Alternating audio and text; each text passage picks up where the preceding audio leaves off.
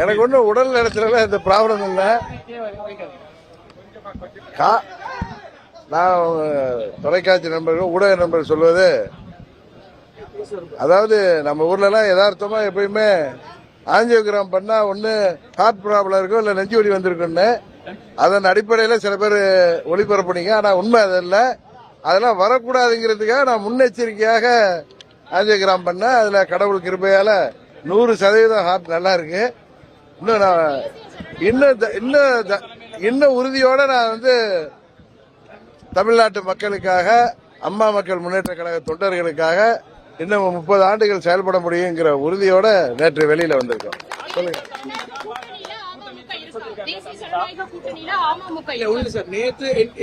உங்க கேள்விகள்ல யாராவது one by one கேளுங்க. அதாவது நேற்றைய தினம் மத்திய உள்துறை அமைச்சர் அமித்ஷா இங்க வந்திருந்தாங்க. சரி. மீண்டும் அதிமுகவோட என்டிஏ அலைன்ஸ்ல அகாமடேட் ஆயிருக்கு. சரி. இந்த நிலையில நீங்க தொடர்ந்து என்டிஏ அலைன்ஸ்ல இருந்துட்டு இருக்கீங்க. சோ தொடர்ந்து கண்ட்ரோல் பண்றீங்களா? என்ன ஸ்டேட்டஸ் இருக்கீங்க? நான் உங்க முன்னாடி பல முறை நீங்க இதே மாதிரி கேள்வி கேட்டப்ப நான் சொன்னதை மீண்டும் உங்களுக்கு ஒரு முறை நினைவுபடுத்த விரும்புகிறேன். அம்மாவின் தொண்டர்கள் அவர்கள் எங்கிருந்தாலும் ஓர் அணியில் திரண்டுன்னு நான் சொல்லியிருக்கேன். நீங்க ஒரே கட்சியான்னு கேட்டப்ப இல்ல, ஓர் அணியில் திரண்டு திமுக என்கிற தீய சக்தியை வீழ்த்துவதற்கு தேசிய ஜனநாயக கூட்டணிக்கு ஆதரவளிக்க வேண்டும் சொன்ன. அதுதான் இப்பொழுது நடந்து வருகிறது. இன்னும் பல கட்சிகள் யாரெல்லாம் திமுகவுக்கு எதிராக இருக்கிறார்களோ, திமுக ஆட்சி தொடரக்கூடாது, மக்கள் விரோத ஆட்சி தொடரக்கூடாது என்று நினைக்கிறார்களோ அனைவரும் தேசிய ஜனநாயக கூட்டணிக்கு ஆதரவளிக்க வேண்டும் என்று சொன்ன. அதுதான் நடந்திருக்கு. இதுக்கு அடுத்த கேள்வி என்ன கேட்கணுமோ கேள்வி. அதாவதுங்க, தேசிய ஜனநாயக கூட்டணிங்கிறது பெரிய சமுத்திரம் மாதிரி. தமிழ்நாடுன்னு வர்றப்ப அம்மாவுடைய கட்சி அதுல தலைமை ஏற்கனவே சொல்லியிருக்காங்க.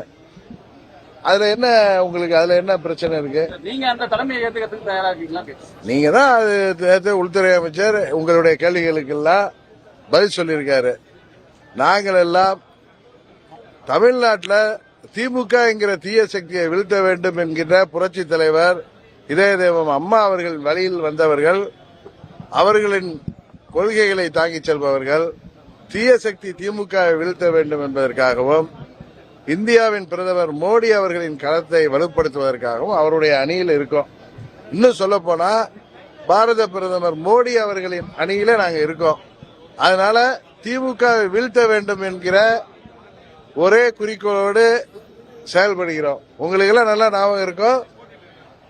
21 சட்டமன்ற பொதுத் தேர்தல் போய் மத்திய உள்துறை அமைச்சர் திரு அமித்ஷா அவர்கள் அப்பொழுது முதலமைச்சராக இருந்த பழனிசாமி அவர்களிடம் என்ன பேசினார் என்பதை நண்பர் OPS அவர்களும் வைத்தியலிங்கம் அவர்களே வெளிப்படையாக சொன்னாங்க. அதையெல்லாம் மனதில் வைத்துக் கொண்டு நீங்கள் புரிந்து கொள்ள வேண்டும். 26 திமுகவை வீழ்த்துவதற்கு அம்மா மக்கள் முன்னேற்ற கழகம் உறுதியாக இருக்கிறது. நாங்கள் தொடர்ந்து செயல்படுவோம். இல்ல இன்னும் யாரும் தொடரும். இப்போ 26 எலெக்ஷன் ஒரு டஃப்பான எலெக்ஷனா இருக்கும். கடுமையான போட்டி இருக்கும் நிலையில இந்த கூட்டணி என்டிஏ அலைன்ஸ் ஒரு பெரிய வெற்றியை பெறக்கூடிய வகையில் இருக்கும். இல்ல தேசிய ஜனநாயக கூட்டணியில அங்க வைக்க போகின்ற கட்சிகள் அனைவரும் திமுகவை வீழ்த்த வேண்டும் என்கிற ஒரே நோக்கத்தோடு சுயநலத்தை எல்லாம் விட்டுவிட்டு செயல்படுகின்ற பட்சத்தில் உறுதியாக இந்த திமுக ஆட்சியை வீழ்த்த முடியும் என்பதுதான் எனது 30 ஆண்டு அனுபவத்தில் சொல்றேன். நண்பர் தான் நீங்க பலமுறை சொல்லிருக்கீங்க, நண்பர் சொல்லிருக்கீங்க. நேற்று அவரை பற்றி ஒரு கேள்வி கேட்கும்போது அதிமுக இன்டர்னல் விஷயம் அதுல எங்களால தலையிட முடியாது, அதிமுக உட்கட்சி பிரச்சனைன்னு மத்திய உள்துறை அமைச்சர் சொல்லிட்டார். ஒரு கூட அவர் நீங்க வேற ஒரு அமைப்பு கட்சி வச்சதாலும் கூட அவர் ஒரு நண்பர், அவரை இதுல இன்க்ளூட் பண்ணணும் அப்படிங்கிற திரு சஃபீர் அவர்கள் கேட்ட கேள்வியை நானும் நைட்டு பார்த்தேன். அவர் என்டிஏ கூட்டணியில ஆங்கிலத்தில் கேட்டார், whether OPS and TTV will continue in NDA and are you going to make a united ADMK கேட்டார். Are you going to make a united ADMK கேட்டப்ப அதுக்கு உள்துறை அமைச்சர் சொன்ன பதில நான் பார்த்தேன். அதிமுகவோட உள்கட்சி விவகாரத்தில் நாங்க தலையிட மாட்டோம்னு சொல்லியிருக்காரு. அதற்காக OPS அவர்களை கைவிட்டாரு, காலை விட்டாரு அப்படின்னு நீங்க விவாதம் நடத்துவதுன்னா உங்களுடைய சொந்த விருப்பம் அல்லது ஆசைதானே தவிர திரு நண்பர் OPS அவர்களை என்றைக்கும் அவர் தனிமைப்படுத்தப்பட மாட்டார். அவர் அம்மாவின் தொண்டர். அம்மாவின் தொண்டர்கள் அனைவரும் ஓர் அணியில் இணைந்து திமுக வீழ்த்துவோம் என்று சொன்ன அதுல என்றைக்கும் திரு ஓபிஎஸ் அவர்கள் தனிமைப்படுத்தப்பட மாட்டார் என்ற உறுதியை மாத்திரம் நிறைவேற்றும். இன்னொன்னு சொல்றேன், நாங்கள் எல்லாம் திரு மோடி அவர்களின் கருத்தை வலுப்படுத்துவதற்காக தேசிய ஜனநாயக கூட்டணியில சென்றவர்கள். நாங்கள் என்றைக்கும் எங்கள் நிலைப்பாட்டில் இருந்து பின்வாங்க மாட்டோம் என்பதை இந்த நேரத்தில் மீண்டும் சொல்லுங்கள். கேள்வி வந்து ஒரு ஒருங்கிணைந்த அதிமுக அப்படிங்கிறதுக்கு வாய்ப்பு இல்ல நான் ஏற்கனவே ஒருங்கிணைந்த அதிமுகங்கிறதுக்கு வாய்ப்பு கிடையாது. ஏன்னா ஒரு சிலருக்கு பரந்த மனம் இல்லை. அதனால ஓர் அணியில் திரள வேண்டும் நான் பல முறை சொல்லிட்டு இருக்கேன்.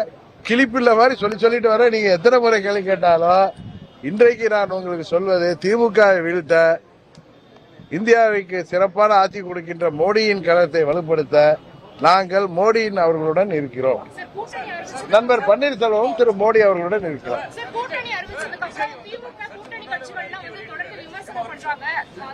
எந்த கூட்டணி?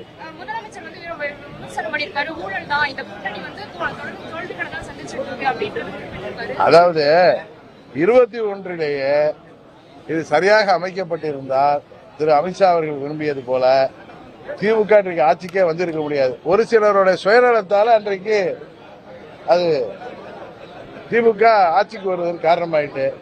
இந்த முறை அந்த தவறு நடக்காமல் மத்திய உள்துறை அமைச்சரும் பாரத பிரதமர் மோடி அவர்களும் அதை சரியாக கையாள்வார்கள் என்று நினைக்கிறேன்.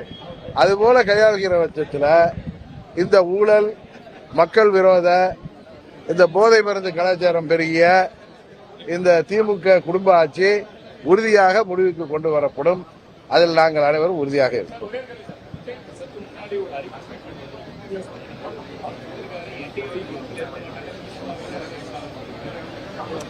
அது அவருடைய ஆசை, விருப்பம். 26 சட்டமன்ற பொதுத் தேர்தல் முடிவுகள் மக்கள் யாரை ஏற்றுக்கொள்வார்கள் என்பதை தெளிவுபடுத்தி விடுவார்கள்.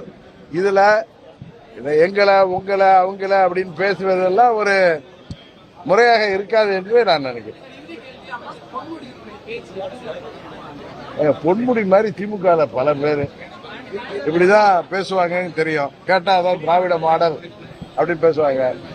இவர்களுக்கு இது போல மற்ற மனிதர்களை, குறிப்பாக பெண்களை அவமதிப்பது, சிறுபான்மைக்கு காவலர்கள் என்று சொல்லிக்கொண்டு பெரும்பான்மையை அவமதிப்பது, இதற்கெல்லாம் ஒரு முற்றுப்புள்ளி 26 சட்டமன்ற பொதுத் தேர்தலில் வைக்க வேண்டும்.